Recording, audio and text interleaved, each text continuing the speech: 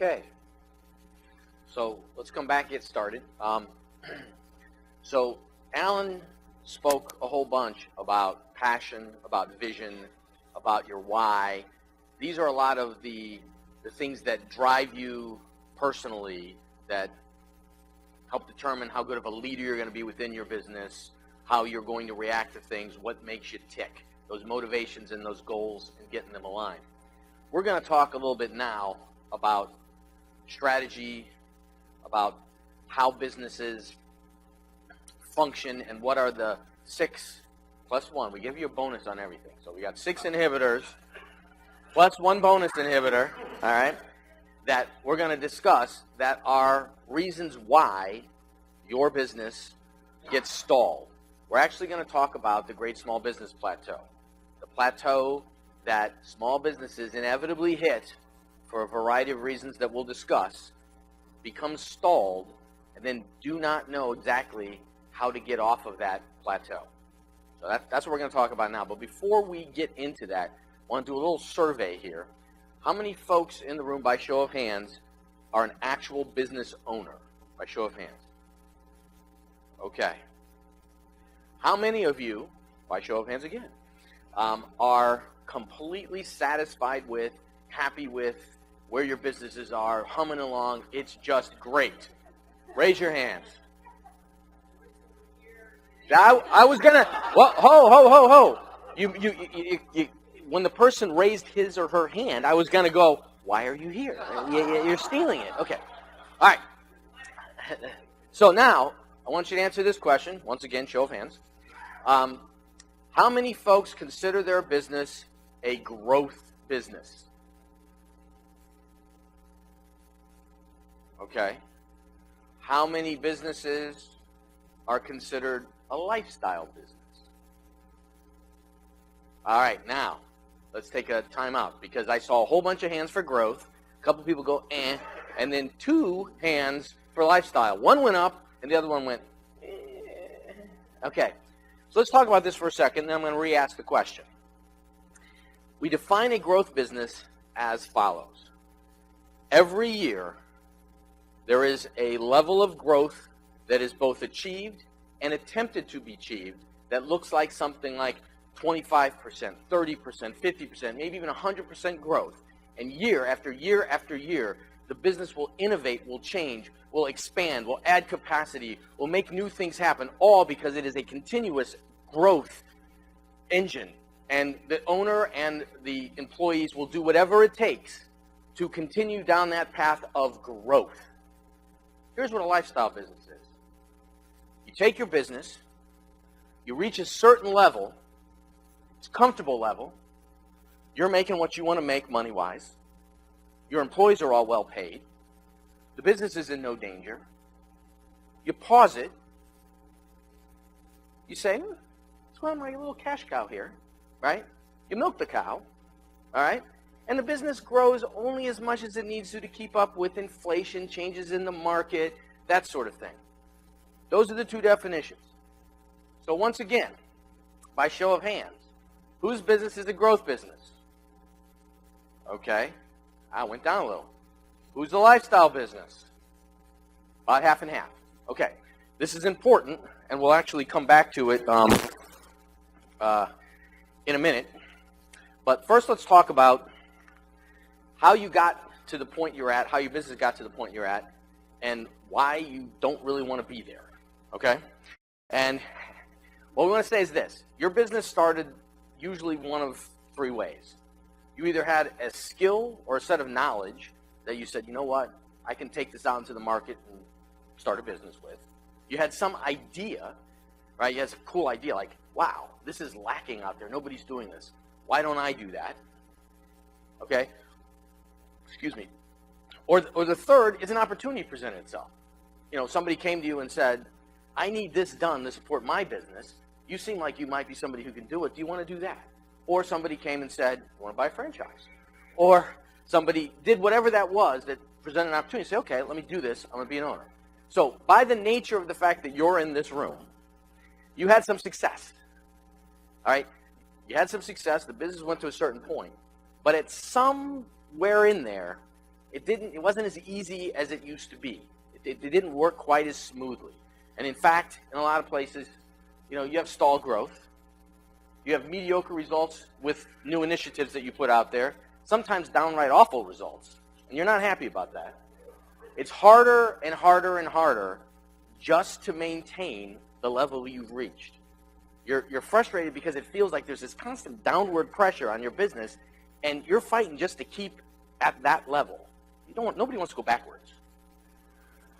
You're frustrated with your personnel. It's hard to hire good people. It's hard to keep good people. Retention's difficult. You're getting frustrated. And you're not just frustrated with your personnel. You're frustrated with your vendors. You're frustrated with your clients. This is becoming not as fun an activity as it once was. Okay? In fact, some of you are bored. Some of you are reaching burnout. Some of you just don't know why you're doing what you're doing. Okay? Hence the 3 o'clock in the morning sitting up going, I can't sleep, but I can't stop thinking about this thing, and oh, by the way, I hate it. Okay, not a good place to be in.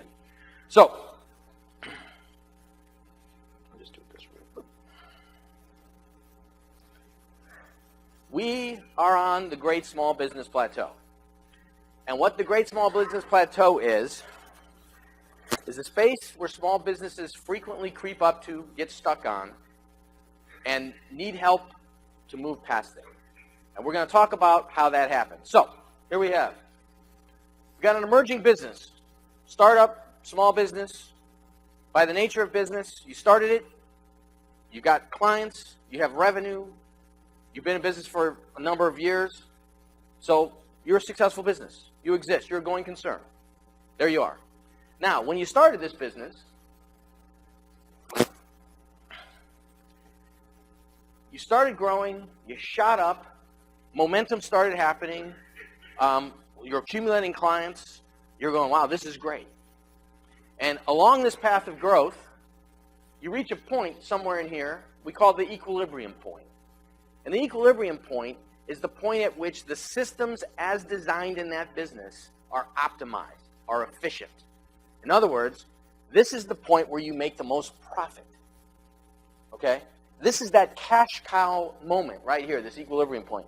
It's if you stopped right there and sat your business, you're going to make the most money out of the business profit-wise than you possibly could with the systems as they're configured in your business.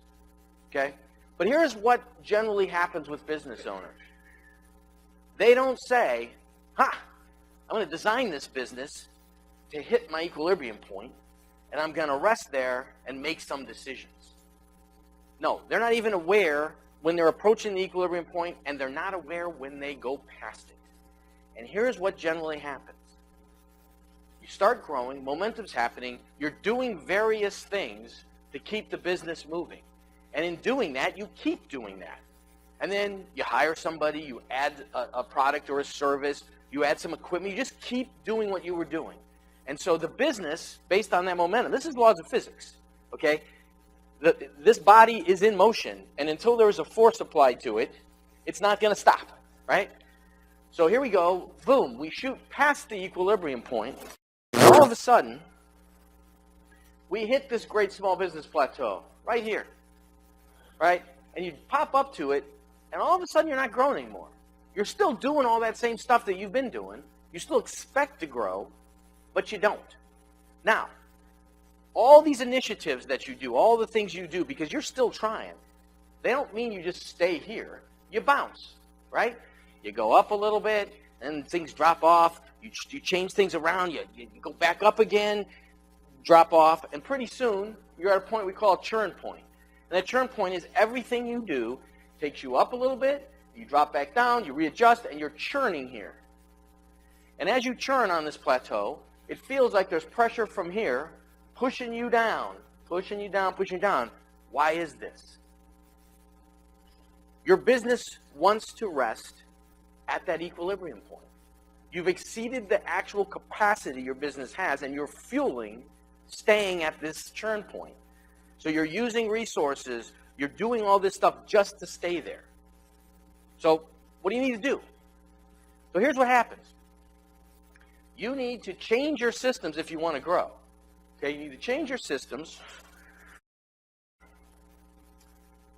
to enable a place for you to grow. Oops. Okay, so we can grow. Now, it doesn't work this way. You don't just say, change my system so I can grow, right? And you take a nice leisurely walk across this nice flat little line here over to this spot right here, and then you take off. It's not how it works. With change, everything is thrown up in the air. Change is difficult. Change is difficult for you. Change is difficult for your employees. Change is difficult for your clients. Change is difficult for the systems in your business. And that change is difficult enough that when you try to change your systems to go over here, you end up doing this. So the idea is that once you make all these changes and begin that process, it feels like falling off a cliff. Now we call it the slingshot effect, because how it should work if it's been planned well and executed well is you should feel like you're falling, but it's a slingshot you back up to where your systems and talent are in place. You have consistent growth, scalable, profitable, and you're on your way to this growth business here. Now, why does this happen? It happens because when you were at your churn point, you were already using up your resources. You were using up your passion, right? In fact, you're starting to be burnt out a little bit. It's hard. You're using up your profits because you've been reinvesting into your business, trying all sorts of initiatives, doing all kinds of things to stay at that churn point. Because remember, it's trying to push you down and you're fighting to keep it up. You're using up that stuff. Your employees are stressed. Everybody's stressed. Now you introduce, hey, everyone, we don't like where we are, so we're going to radically change everything. Everything. And we're going to move forward and we're going to grow. And what do people feel when you do change? They don't feel like, oh, yeah, we're growing. They feel like, okay, why are you doing this to me? And I understood what that was over there. And the clients are like, we got used to a certain deliverable. We call you, and in Al's example, we call you and you'd say yes to delivery in 10 days. Now you're telling us 21 days, right? These changes create this.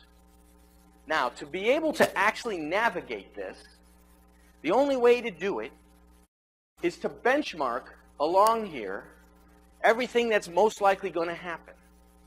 Because what we don't want to have happen with you is this. We don't want this to go like this and then just kind of go bloop, and you're done, right? Because that's what it feels like it's going to do. And the only way we're going to get a business owner to follow through with this is to say to them, hold on, we already benchmarked this.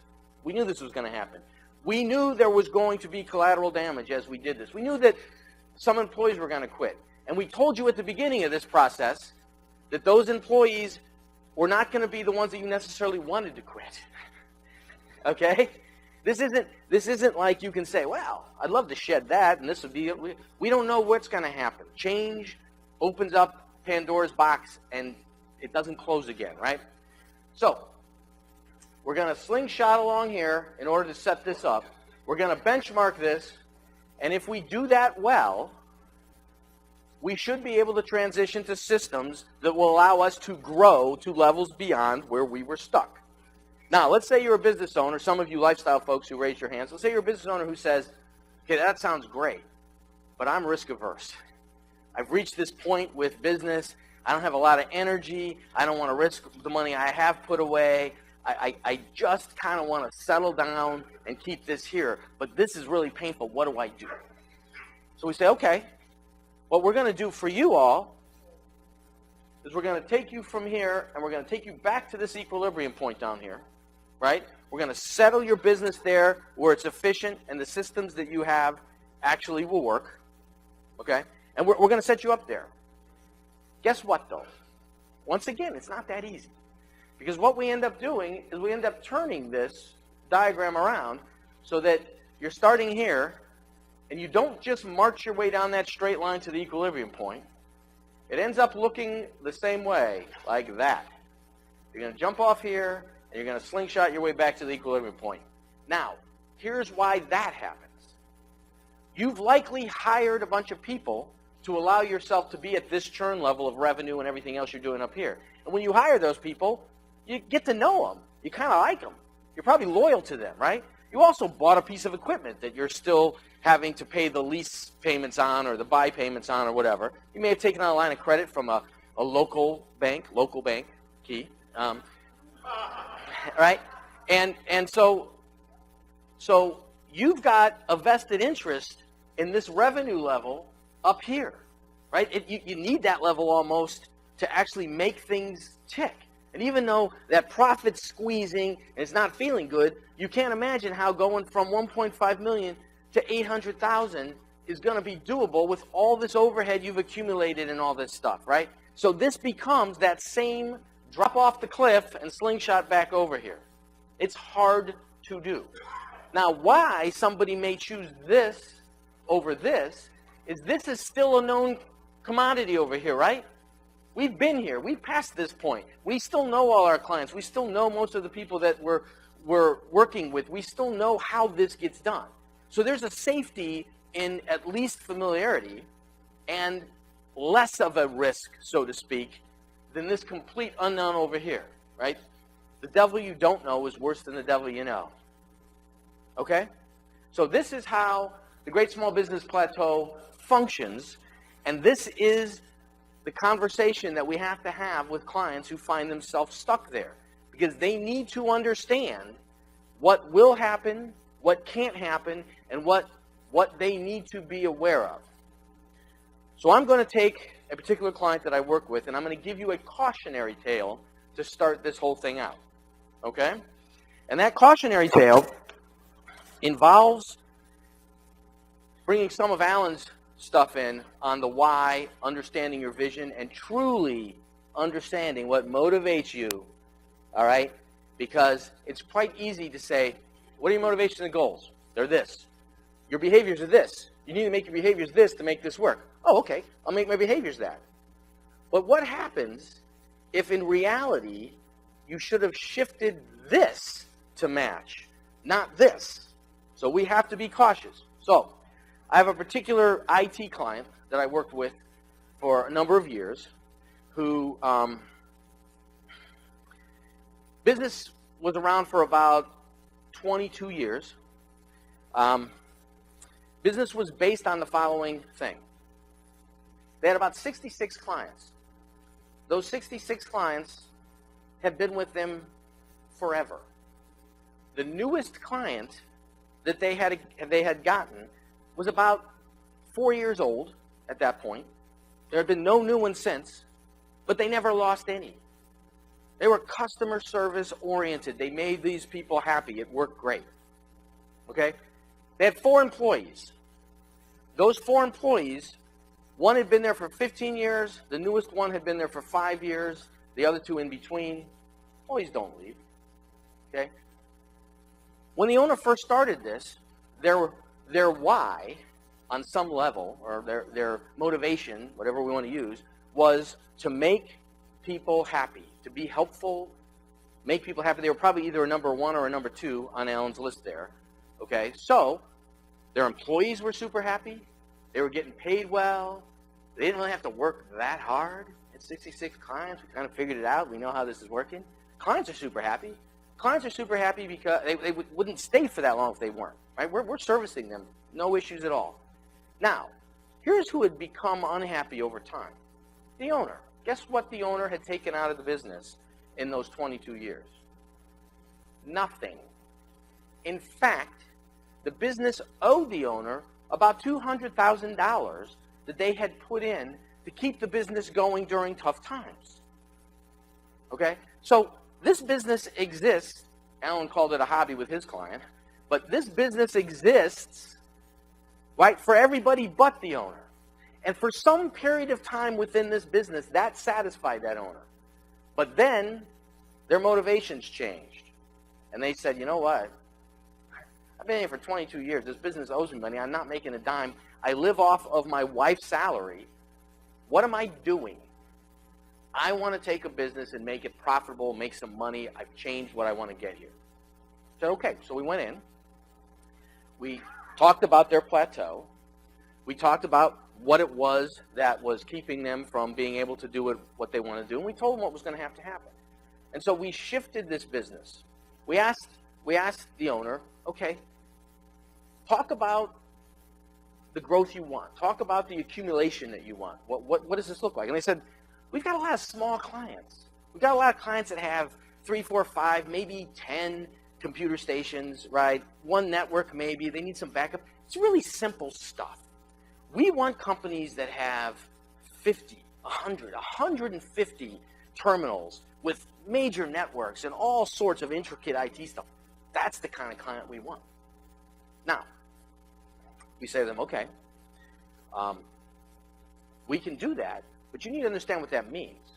Because when you walk into one of those clients' waiting room, you don't fit.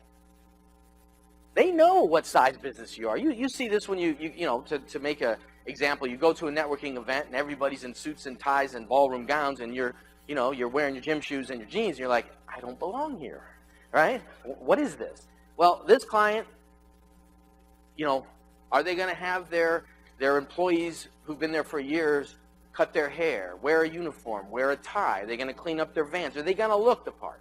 And this isn't super specific.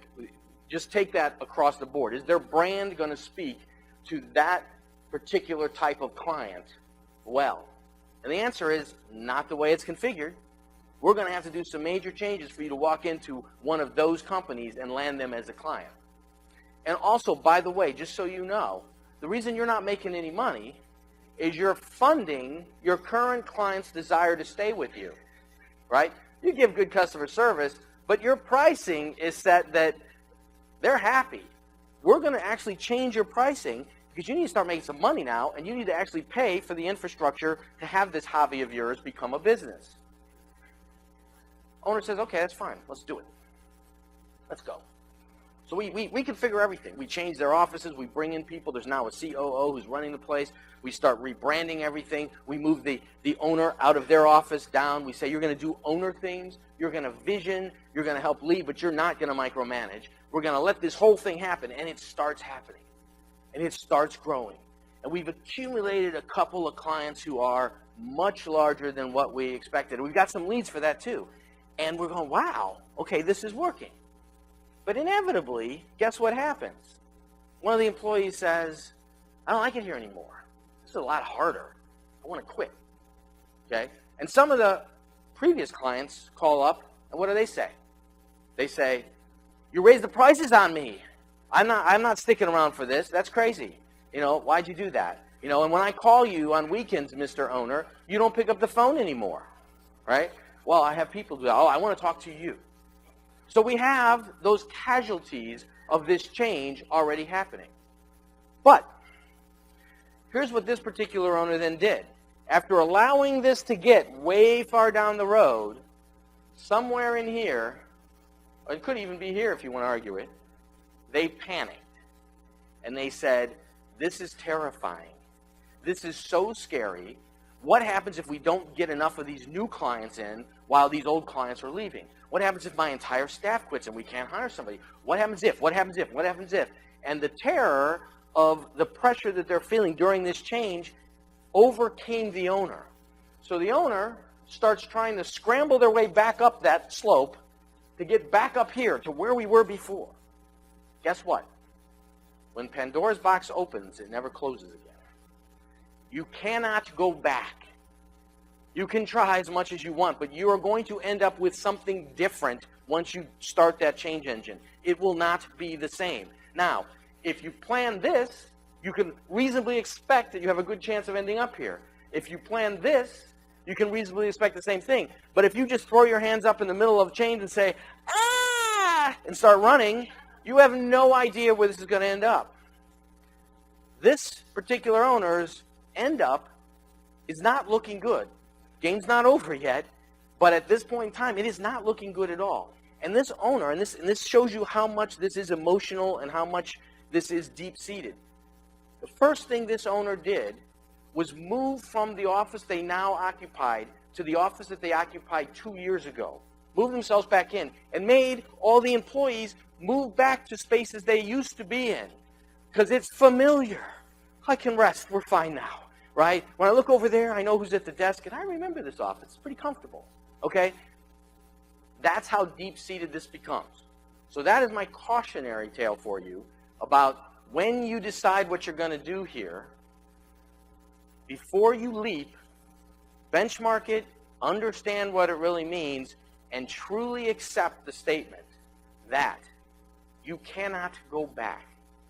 I have owners all the time who tell me, yeah, we want to do this, but you know what? I know our company. We're going to skip this whole part here. We're just going to do that, and it's going to be fine. And I stop and I say, not with me on board, because I already know the answer to this. That's not going to happen the way you said. And I've yet to be proven wrong on that. I accept the challenge, but I've yet to be proven wrong. Every single business that goes through this is going to take some level of this. Now, remember, it could be that. It could be that. I don't know what it is, but it happens. Okay? So now, let's talk about the 6+1 inhibitors. Our first inhibitor is Founder's Cap.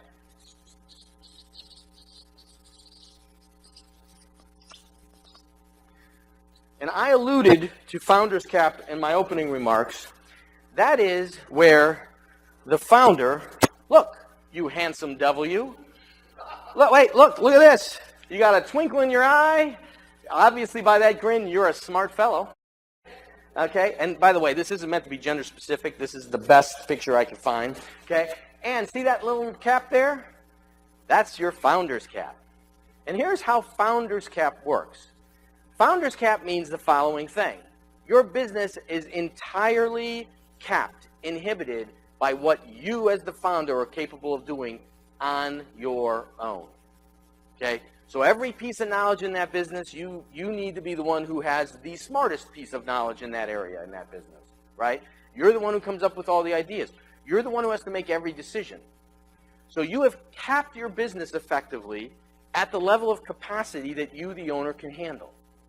Now, here's how that sort of plays out, because we all know that, well, I'm not the only one in the business. I hired people, and they help and so on, and that's true. So that brings us to our second inhibitor, and that is the jack of all trades.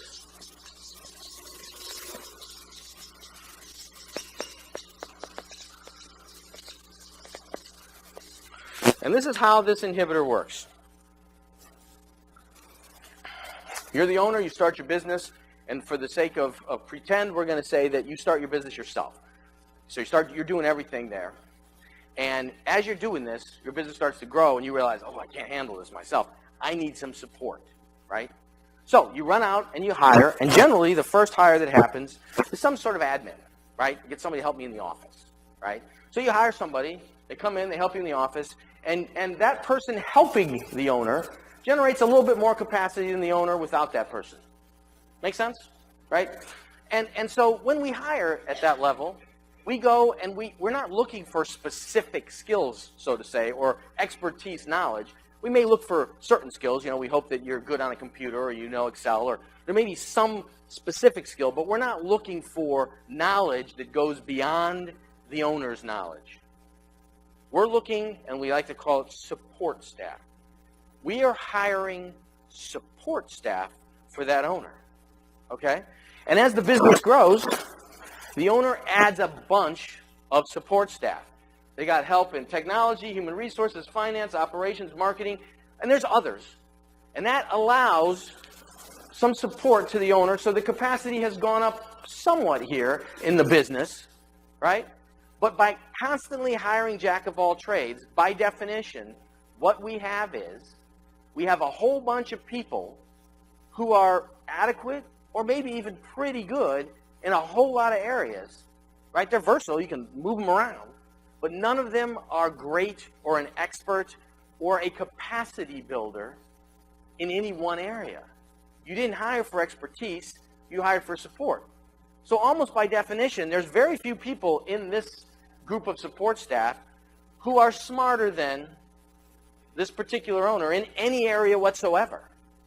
I mean, there may be a couple small things. Somebody may know how to use QuickBooks, and the owner quite doesn't know how. But for the most part, there's virtually no expertise on display beyond what the owner knows. In fact, the owner most likely, when a computer breaks, goes, oh, I've had that happen before. I know exactly how to fix that. And runs over and sits there for 4 hours messing with that computer, calling helplines and all, and getting it back up and running, right? And that happens across the board here. So, what do? Businesses start to grow and the capacity starts to expand when the following thing happens. This business owner looks at marketing and says, and I should have done human resources for this, I'm so sorry. But notice, they're represented here. Spelled completely wrong because it says human recourses. What recourse do you have about humans, I ask you? Okay, so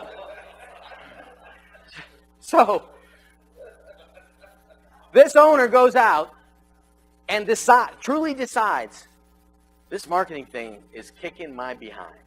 I need somebody who is an expert in marketing. They go and they find Stephen over here. He helps them, I promise you. So here's what does happen. They hire this marketing expert, and that marketing expert is far smarter than the owner and knowledgeable than the owner is in marketing.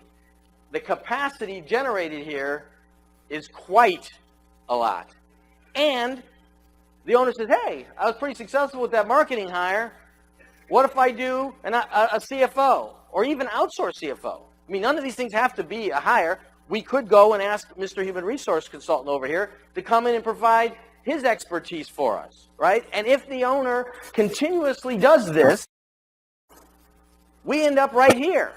We end up with a business that has a whole lot of generated capacity, a whole bunch of experts in their silos who know far more than the owner, and this thing can click along. So you say, okay, that's great, but I'm the owner. I want to belong. I want to have some place for me in that business. Well, there actually is, and it's very logical. Every one of these people is siloed in their knowledge. This person knows technology, but knows nothing about the rest of the company. Same with every one of these things. There's a little bit of overlap by nature, but their focus, as we discussed in my first little preamble, is their core competency. So this owner's role is to unify all of this. They're the big picture. They're the vision. They're the connective tissue, so the whole company has a direction it's going and knows how each of those areas take you there. The owner's role is actually still the most important. It's just not micro-owning every detail of knowledge within the company. Make sense?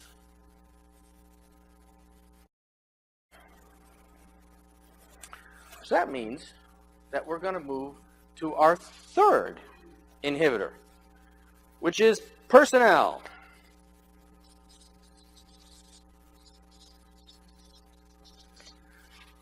And by a show of hands, because I like that, how many people get frustrated with employees? Oh, I expected a little bit more than that. Okay. All right. So personnel issues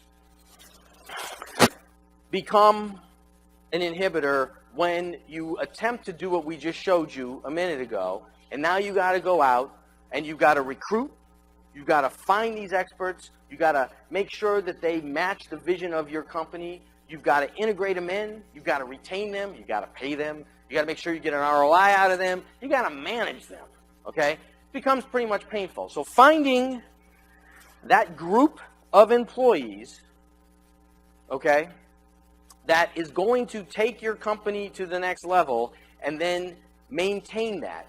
And that idea that the business starts building itself, right? That it just, once you start getting the right people, it just starts adding parts. And so one of the interesting things about that, and Alan referred to this also, the idea that somebody, and I'm going to have to correct down on this, I apologize, but the bottom of the totem pole is actually the most esteemed place on the totem pole. The middle of the totem pole is the not so esteemed. So we're going to actually say an employee at the middle of the totem pole, okay, which would be somebody on the production floor, has the ability to make a decision. Okay? So here's what that means. That means that the owner doesn't just delegate responsibility for something to somebody. They at the same time delegate the authority for that responsibility. It's not hard to say, you're in charge of this event, and if it goes bad, you're in trouble. It's another thing to let that person actually make decisions about how the event goes. So the person knows, if this doesn't go well, I'm in trouble. But I still need to go ask the owner every single time, should we have 100 napkins or just 75? Should I call and tell them this or not? Do we want AV? Not a decision could be made, but the responsibility weighs heavy, right? So we need to hire the right people so we can give them the responsibility and authority to take our company where it needs to go. All right? So now I'm going to tell you a story that's a success story. It's not a cautionary tale. I only want to put one of those out, do a little advertising here. I was referred into a company by a bank. And for those of you who have ever gotten a referral from a bank, when you get it, you go, whew, the bank is sending me into one of their clients. This must be a really good referral.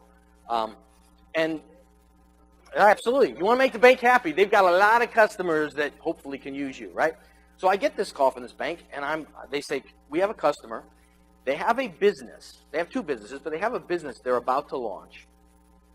And we think it has a lot of potential, but we're not sure that their current business is going to last or survive long enough to even get there.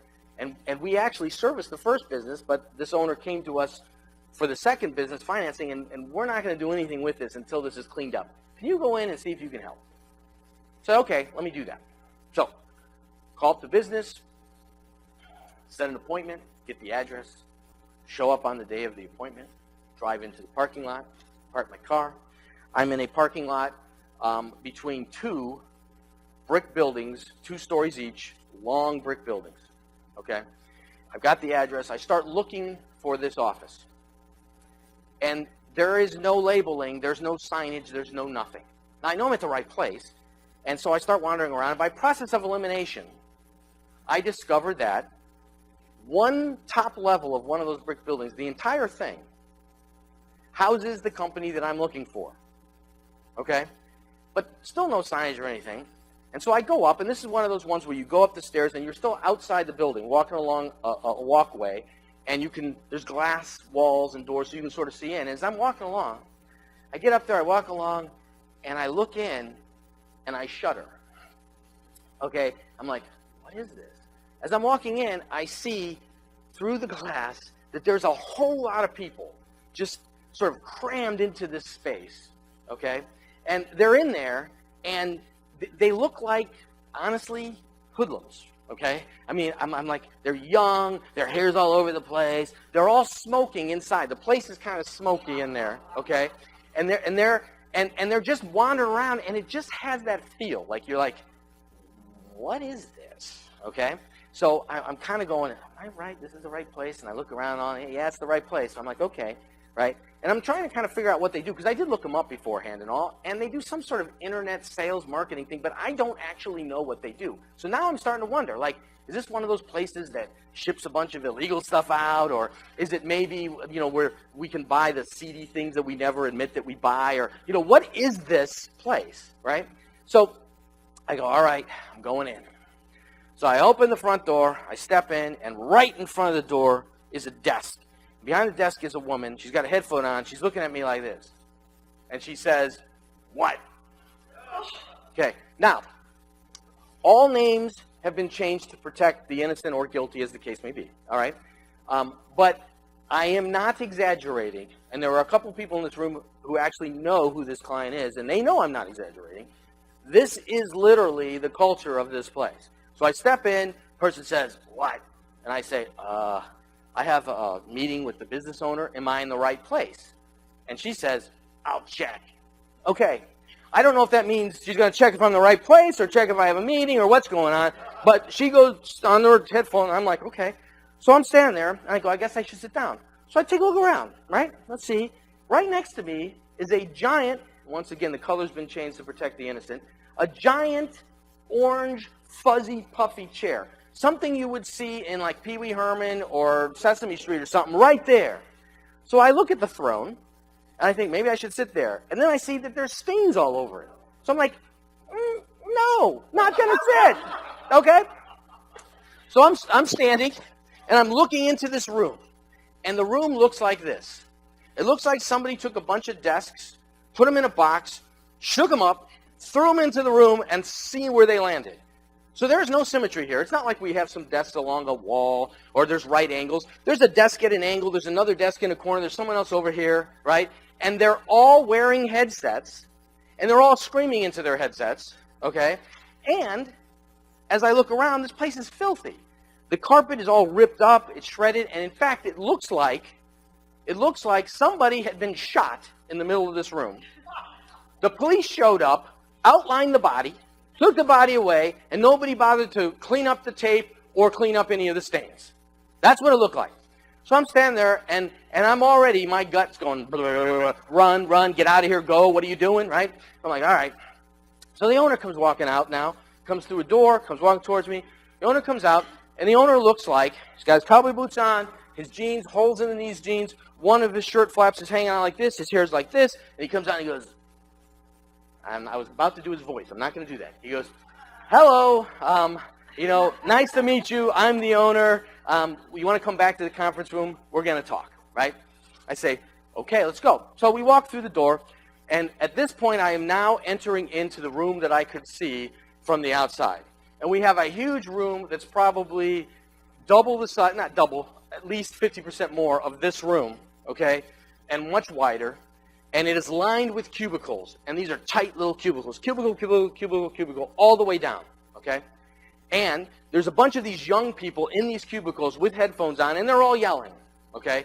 There is a thumping, loud music blasting in the room, boom, boom, boom, boom. Some kind of music, they're just pounding the floor, okay? They're smoking and vaping and doing all that stuff in the room. And to make matters worse as I'm walking through, there is a blow-up sex doll, yes, sex doll, up on top of one of these cubicles just sitting there. Okay, what is this? So I walk through, we get through there, I'm still alive, I still have no idea what I'm doing. If you think I'm going to have a reasonable thought in my head when we sit down at that table, you're wrong, okay? So we get into the room, we start talking to the owner, and long story short is this. I'm there about the second business, right? But the owner says to me, look, the first business is the only way I can finance the second business or make anything happen. The bank's not going to support me if this first business goes under. And we're not doing so well. Now, the owner exaggerates to the good, okay? What I discover, so long story short on this, is after getting through the initial introductions and weirdness that sort of occurred in that first conversation, I do end up taking on this client. To this day, I am currently still embedded with that client, meaning I am in that business making decisions for them in order to get things done, okay? But before I ever got there, what I discovered with the business is that this business judged itself based on number of units that were at any moment in time sold. And so at the height of this business, they had 2,500 units sold. When I got there, the number of units sold currently at that moment was 1,500. They'd shed 1,000 units in the last 3 years about. They were going under quickly. This was a reclamation project. The owner's personal finances were in trouble. The business was probably going to go bankrupt. This was not a pretty sight. Now, in talking to this owner had that same myopic focus concept that we've been talking about. This owner is all about sales. They know everything about sales. They know how to drive sales. They know how sales work. They know how to listen to one of those outgoing sales calls that those guys were screaming in the other room and tell them how to moderate their energy pitch, their energy level, how to moderate their pitch, how to change the language, how to do whatever it was to make a sale. And so guess what has been being driven here the entire time the business is crashing? We need more sales. How are we going to do it? We need more sales. Now I go in and I tell the owner, I say, you don't need any more sales. And you think the owner believes me? Of course not. Looks at me and says, yeah, right. How do we get more sales? And I say, you don't need more sales. Look, your issue isn't sales. Your issue is personnel. Okay? We need to change the culture of your company. We need to find managers to manage that group of crazies out there, okay? We need to do a management team. We need to have some dress codes. We need some sort of standard operating procedures that make sure that there's no sex doll up above, because that may be offending some other people in that room that we're unaware of, right? Or clients, or people walking by, or me, okay? So we need to change the culture. We need to find good people. We need to see who rises up to where we're going as a company. We do not need to worry about sales. Stop telling me about sales. Now, I can promise you the following thing. This is an accidental success story for me. Because that owner, I promise you, in hearing me tell him that, would have kicked me out of that room in a heartbeat if the owner had a choice. But the owner is on the, we're within 6 months probably of bankruptcy, okay? The bank set me in. So not only is it a nice referral, there's a pretty powerful little ticket there, right? I got a little leverage. So this owner has to go along with what I'm telling them, even though everything in them says, throw this guy out, right? So with that premise in mind, I go in and I start to change this culture. We set up a management team. We set up standard operating procedures. We get everything in place so that this can happen. But we don't have a lot of time, right? Remember, we're heading for the drain pretty fast. So this can't be one of those things where, okay, we put it all in place. Now we'll start to roll it out. We'll encourage people. We'll coach them. We'll make this all happen over time. So that's going to take years, right? I mean, it just is. It's going to be a difficult lift. So we said, no, this is something that just has to happen. This is like, one day it's this way, you rip the Band-Aid off, it's this way, okay? So what we did is we got it all ready. We got the management team in place. We got everything set up. The SOP, we got it all ready. And we sent all the people that work their home on a Friday. Okay. Then we go in on Saturday and Sunday, and we destroy the place. We rip all the carpet up. We repaint. We put the logo up on the wall. We clean all the glass. We throw out all the crap. We get bigger cubicles that give people space. We bring in new equipment. We redesign where people sit. We make teams. We put managers' desks up front. We put the managers there. We do everything we need to do to completely force change. Here's how people resist change. You say, we're going to change. And they say, oh, no, we're not. And they sit in the spot that they are and dig their heels in, and you got to drag them there. Here's why this didn't happen. Because they showed up on Monday, and there's nowhere to dig their heels in because they don't even know where their desk is. They have no idea what this is now. And so they are all ears, because the fastest way that we can get to a place that we can sit and dig our heels in is to make what just happened the new norm, because there is no old norm for us. So come on, can we just get there real quick so I can settle in? Whew. Right? And if you got 75 people thinking that thought, you've got momentum to make this change real. So long story short,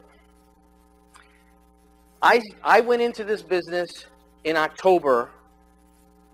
At the end of that year, we declared a tax loss of about $250,000. The real loss was probably closer to $450,000, $500,000, $500,000, the real loss. But we declared a tax loss that year of that amount. And this was after like 3 years of similar losses. So the next year, the end of the year, we declare a profit of $36,000. So we started turning things around. Not super profitable yet, but we're there. Second year in, end of the year, we declare profits of $640,000. Okay? And we're not done. And it wasn't done with what that owner thought needed to be done. It wasn't about sales. In fact, their sales rate to this day hasn't changed. I made them average what they do sales per week, actually per day, for every one of those years, and it hasn't moved. This is about efficiencies. This is about client retention. Once you sell one, do you want them to go away? It just makes it harder. This is about product improvement. But most of all, this is about personnel.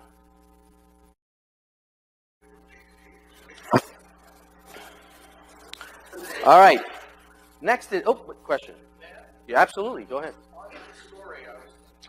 So to answer that, let me say this. This is a horrible example for what you just said, because in reality, where this person was with culture in this example bears none of it. I can see how you could make that resemble, but none of what you just said actually applied here.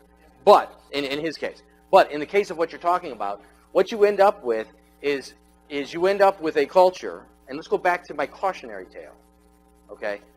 In that instance, there was a culture of how you treat your employees, how you treat your clients, how you behave in doing business, and it was very ingrained. And one of the things that we absolutely did there was, in order to get efficiency and improve the pricing structure and do all that stuff, is we set up standard operating procedures. And we forced every single person in there to acknowledge the standard operating procedures. They could give us comments, or they could tell us what they wanted to do or would like to see added or subtracted, or how, what we missed. But in the end of the day, every single person there working there had initialed every single SOP that we created for that tech company. Okay? And we knew that there were additional SOPs that needed to be created in order to get that discipline. When we hired that chief operating officer in to handle this, the first thing we told them to do, that we empowered that person to do, was enforce these SOPs. Make this business run that way. Now, one of the things I didn't talk about was that owner was the biggest breaker of every SOP that we created. Okay? This wasn't just that the owner panicked. It was also that the owner didn't feel at home anymore. This isn't my place, right? We created what you wanted, but you didn't think through that you don't want structure. You don't want anybody answering anybody else. You don't want your clients calling the tech on call on the weekends. You want them calling you. You like that feeling of picking up the phone on Saturday and going, "You need me? I'll be right there," right? That's the culture that person wanted. So in your case, I think one of the key pieces is, and Alan alluded to this too, the vision of the leader is the vision. You can fight that vision, as we tried to do in this tech company, but I'm only going to enter into that fight if I actually think that that owner wants to change where they're going. I thought that, we entered this, but it turns out they didn't. So to your thing, you cannot take strictly process and discipline and lay it over something and think it's going to do it. You must change the mindset of the people involved to be able to actually make that functional. Does that answer your question? Yes. Okay. So back to this example I'm in now, it doesn't apply because in reality, this person hated the culture that existed there. Okay? The singularity of focus and the lack of ability to see the forest for the trees had just created that the inmates were running the asylum. And the owner had no idea how to stop it. All they knew how to do was encourage them to make more sales. Okay? Does that answer it? Okay. All right. Sure. So let's come back. I didn't write it up here. Let's come back to our next inhibitor, which is infrastructure.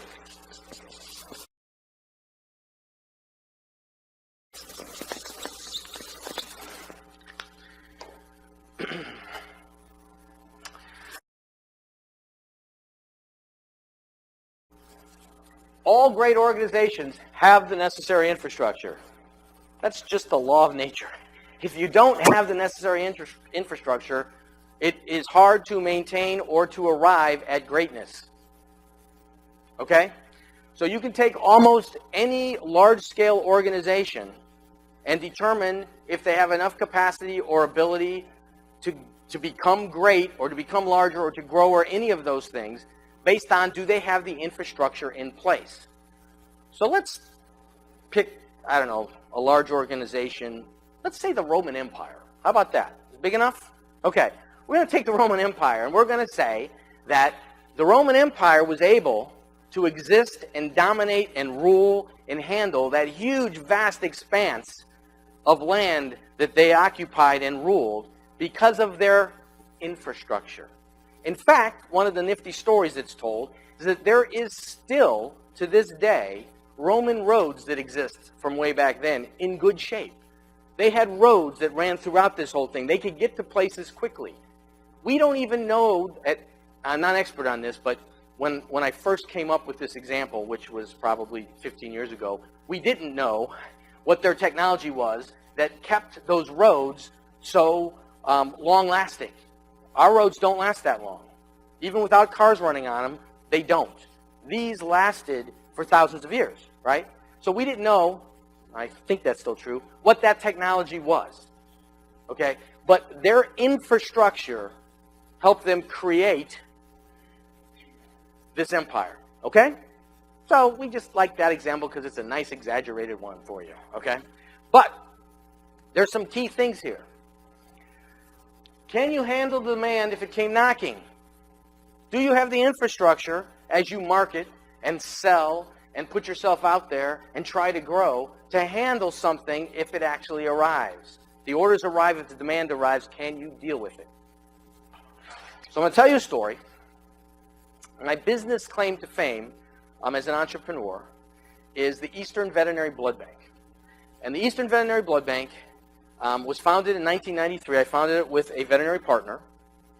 And veterinary blood bank did not exist as an industry in this country. Okay? The way that blood banking was handled was at a clinic. If a veterinarian deemed that they needed blood, they had a technician at home who had a big dog, or they had a big dog, and they'd run home, grab that dog, bring it back in, use extremely not medically good methods to get that unit of blood, okay, and then deliver it to the patient. If God forbid, 3 or 4 patients happen to show up in a week's time, those patients didn't get the transfusion they needed because there was no way to do this. So we came up with this concept of, why don't we start a veterinary blood bank, for profit, by the way, sell to veterinary hospitals, okay, and, make this a real business. So my partner she had come up with the concept. She said to me, will you do the market study and all to find out if this is a viable business? Because I think this would be good to do. I said, yeah, sure, I'm happy to do that. So at the time, remember, we're back in 1992, 93-ish time frame. This fancy computer stuff wasn't really around, right? So you couldn't just sort of blast stuff out or anything like that. We used the U.S. Postal Service, all right? And what we did was we went to the American Veterinary Medical Association, and we got their list of critical care veterinarians, small animal veterinarians, and various types of veterinarians that we wanted to approach. All right? And we sent out a survey to them. And at that time, a direct marketing survey, you expected, if you had a list that was truly combed down to what you needed, you could maybe get like a 4% return. You really usually expected about a 1 to 2%. Okay, it wasn't good stats, but let's do this. So we sent it out. We had about 15,000 of these things that went out through the mail across the country, just to get an idea. We had a 40% return rate. And not only do we have a 40% return rate, the results on that were phenomenal. Okay, there was no question the demand for this was ingrained in our market, that it was a necessary, it was a need. And as just a little subset, we had veterinarians calling us up saying, can we invest? Okay? So, wow. This is a gold mine. You can't get any better than this for a startup, right? Let's go. So we start setting up our infrastructure. And what that means is we get a blood mobile. We get all necessary equipment, right? We start working with the FDA and the CDC, the American Veterinary Medical Association, to determine how this gets regulated, what we need to do, how it all works. We got to invent this from scratch. Very little funny story, real quick. This generated so much press you would not believe. We were on every headline news, CNN, all the local TV stations, every radio station on the planet, every newspaper from the Boston Herald to the Chicago Tribune to local, Baltimore to Washington Post. I mean, every piece of media that existed, we were in. I mean, it was like crazy. So the very first time we're on television, and we laugh because we don't know what we're doing. So they're filming us drawing a volunteer unit from a Rottweiler, okay? And the Rottweiler's sitting up with his head like this. His neck has been completely shaved, all right?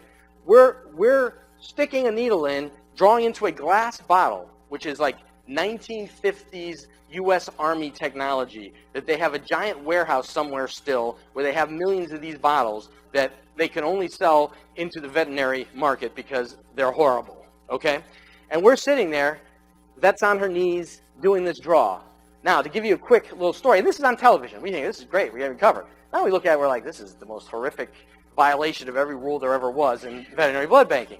So when we're done with all this and we've invented all the standards, that's not what happens.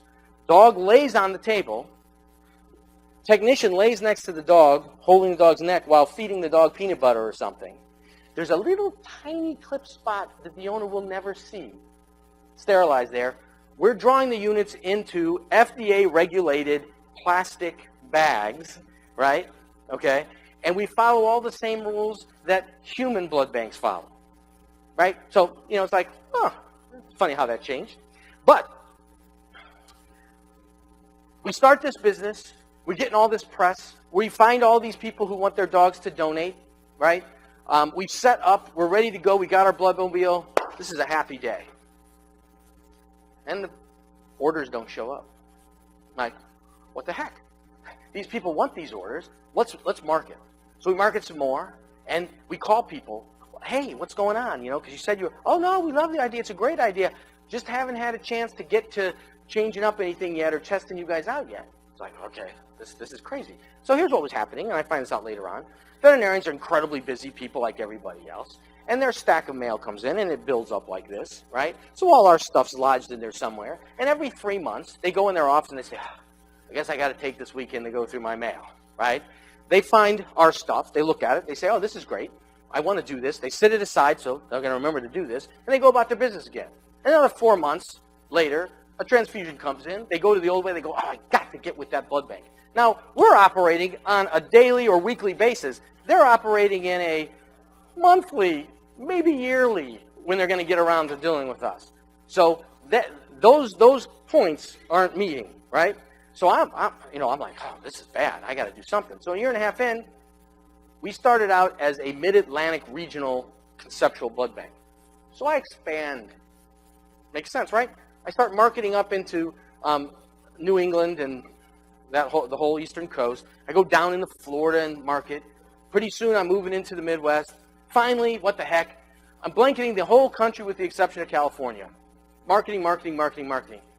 And enough business starts to trickle in that we stay alive and all.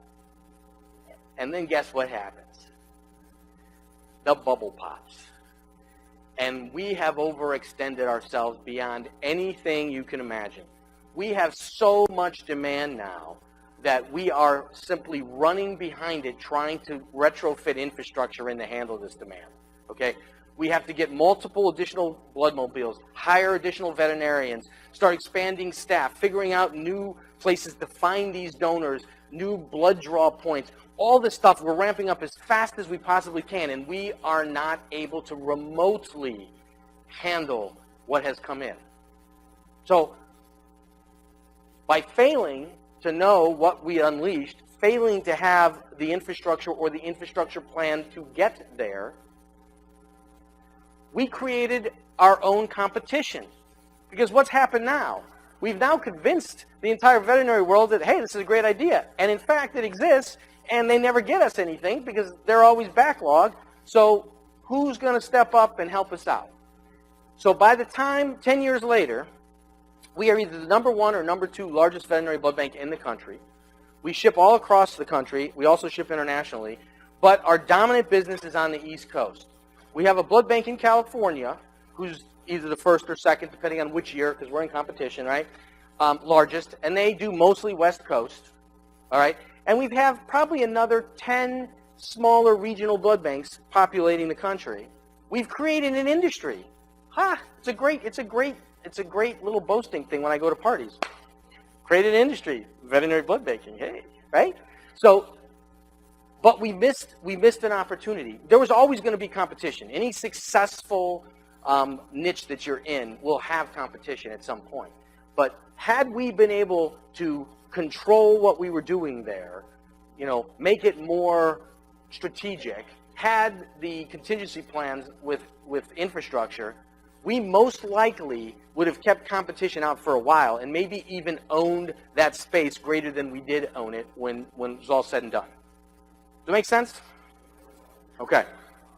So now, the next inhibitor is technology.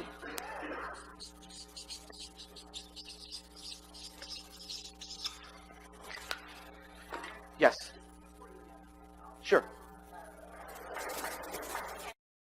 Yes. That's always the first question to ask at those parties I tell you about. So, dogs do have blood types. The difference for dog blood types is they're numeric, not alphabetic. And a dog's blood type is more forgiving than a human or a cat's. If you put the wrong blood type into a human or a cat, you'll kill them. If you put it into a dog, depending on what the blood type is that the dog has, it may not even notice, but sometimes it might. Horses have about 86 blood types. Cows have over 2,000. Ferrets have 1. So there you go. Good enough? We good there? Okay. All right. So, no problem. So, technology. Technology is actually a subset of infrastructure. But the reason that we break it out and say that it is an inhibitor is because in today's world in business, technology is a driver. It's not a support mechanism. Gone are the days where you have a couple computers that you store some of your stuff on, do some spreadsheets, QuickBooks. If you haven't figured out how technology is going to change your industry, how by using technology well and with foresight, it can put your business on the cutting edge of that industry. If you haven't figured that out, you're missing the boat. That is the single biggest driver in today's economy of everything. Okay? I'm not going to tell any stories on this. I think that's clear enough. All right. So, our 6th inhibitor is market position.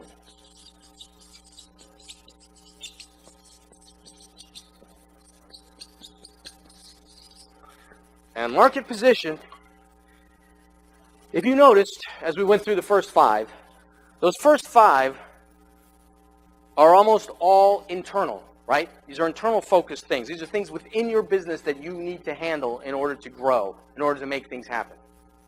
Okay? This one is that lone thing out there that is about what's outside. Okay? This is where the clients are. Who are you marketing to? This is your actual marketing. This is how people view you.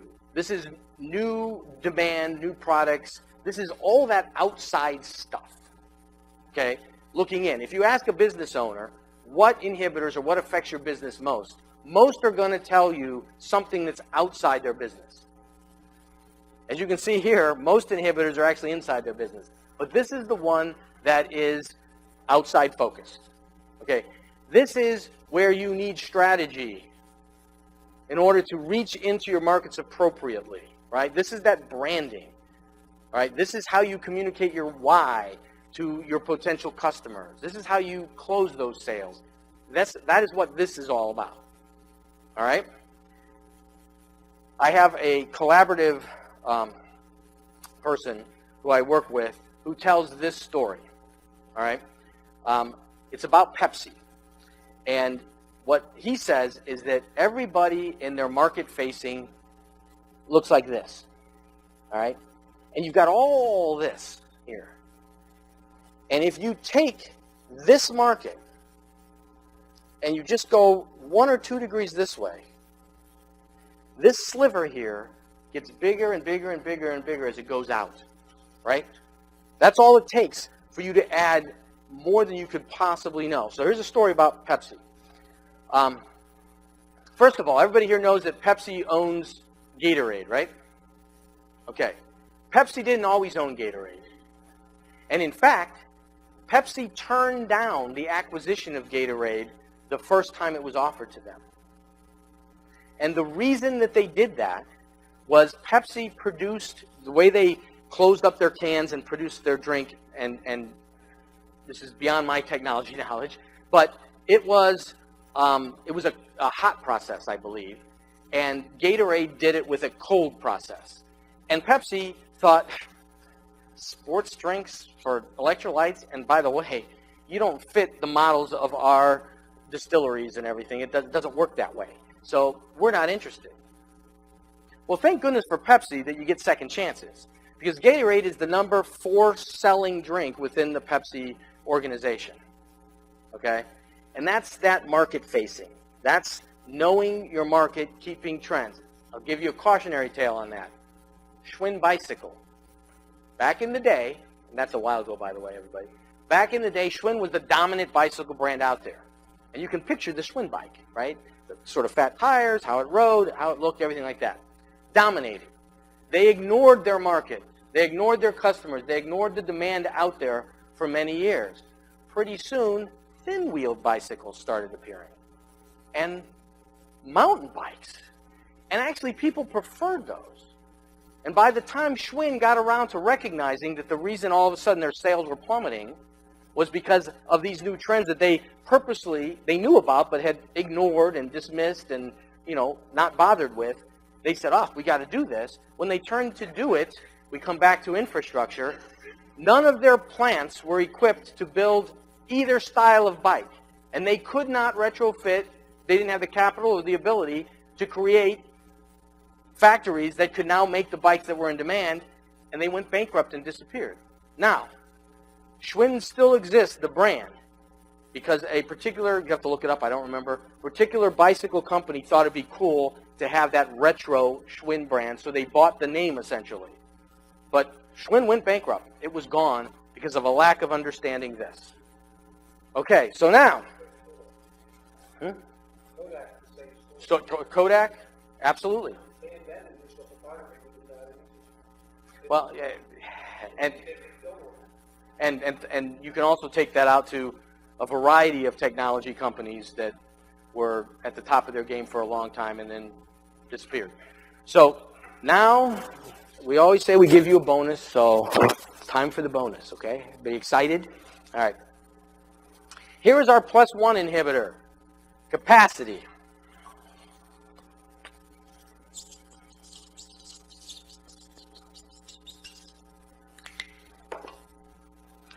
Capacity refers to resources.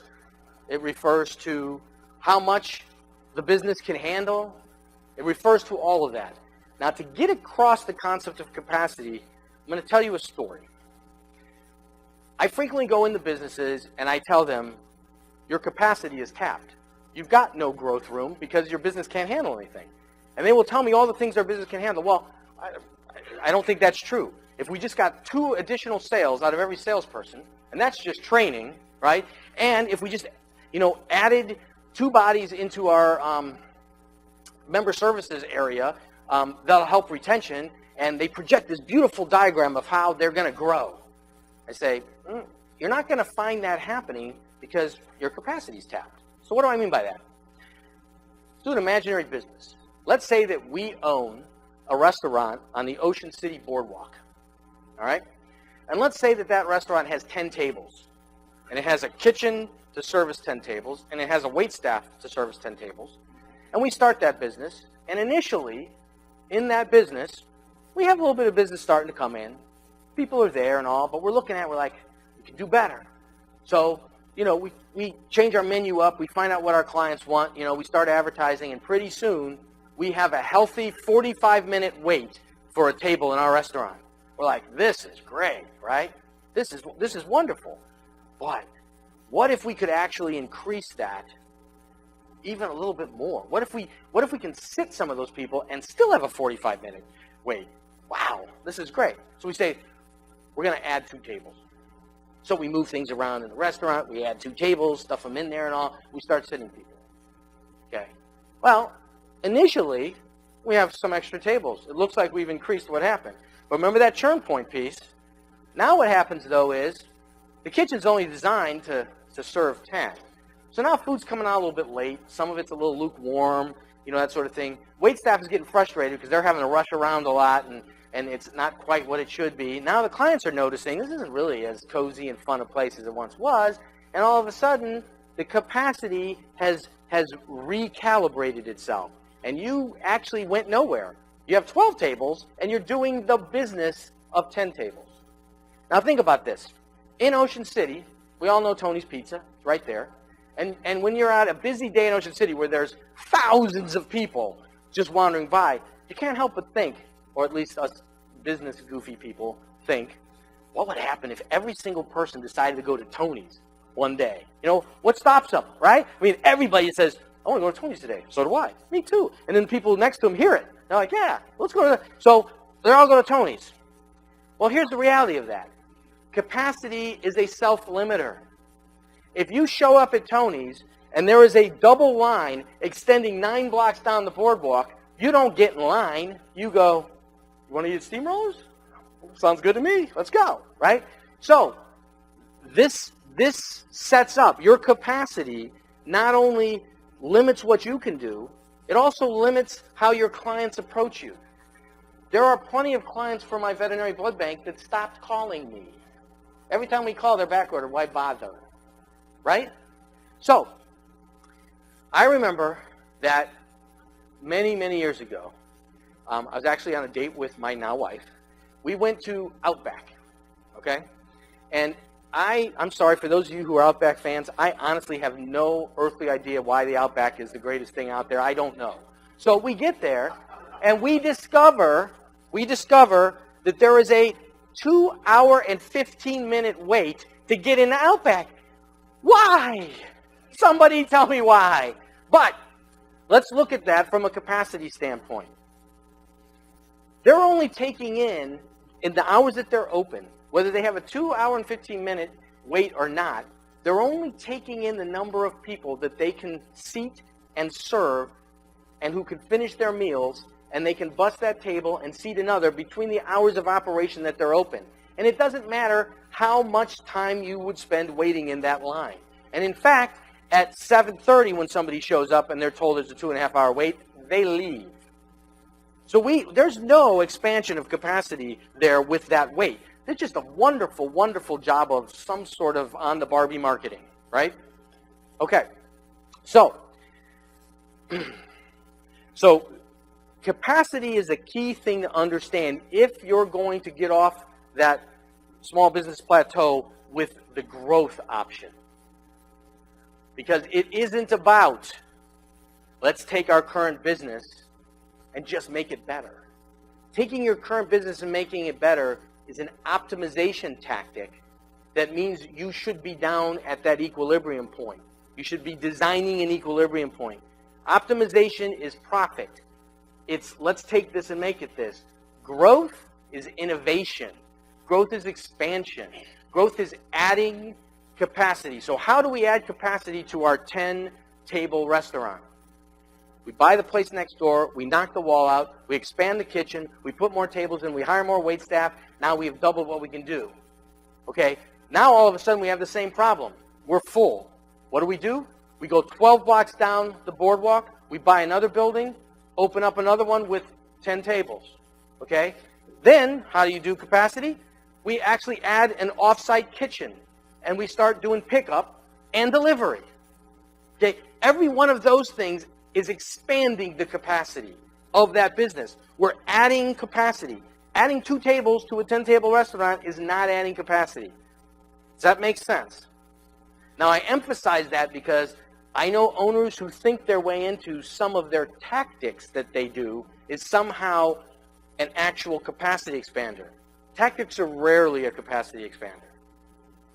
Technology, infrastructure, personnel, those things can be capacity expanders. Does that make sense? And the reason that we say that it's a +1, by the way, it's not just to give you a bonus. Sorry, that wasn't the intention, but I'm glad you got the bonus. But the reason is that if you notice, capacity is interwoven throughout all the rest of these. So we pull it out to highlight it, but we don't say that it's an inhibitor. And capacity includes the things that a lot of people are thinking right now is missing here. And that's like, what about we just don't have enough money? Resources are included in capacity. Time is included in capacity. Knowledge is included in capacity, and personnel too, by the way. Okay? Make sense? All right, so now I am going to demonstrate to you what I talked about in the very beginning. And that is, here is the owner's expertise and focus. This expertise and focus here fills up this much capacity of what the business can do.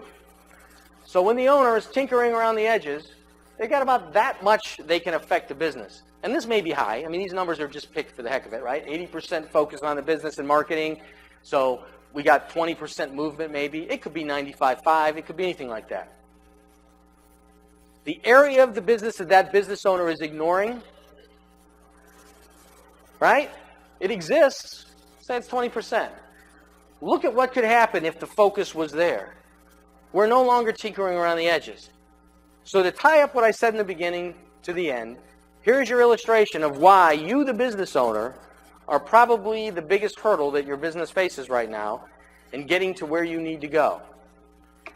And to conclude this, because we've talked a lot about motivation and we've talked a lot about impact and vision and all, I need to, I have it up here. I need to show you this. As I am sitting at my kitchen table, preparing this show and talking out loud and practicing some lines and all that, my daughter is innocently doing her homework in the other room, or at least I think she's doing her homework, okay? And what April is doing is April is actually taking everything she's hearing me say and she's drawing it. So about, I don't know, an hour and a half into this process, she comes wandering out of the living room into the kitchen and she goes, Dad. I said, what? I'm working. And she goes, I was listening what you said, and I need you to know that I know how you can show everybody at your thing, right, what this looks like. I'm like, okay, what does it look like? And she pulls this out. Okay? So, I'm impressed. So, sadly, the sad side of it is, my poor daughter is destined for my life, it seems, and I'm not wishing that on anybody.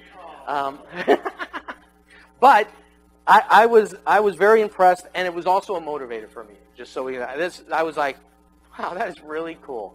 All right. So when Alan was talking about parenting and that the kids, they do what they see and not necessarily all that. Well, here you go. So thank you very much.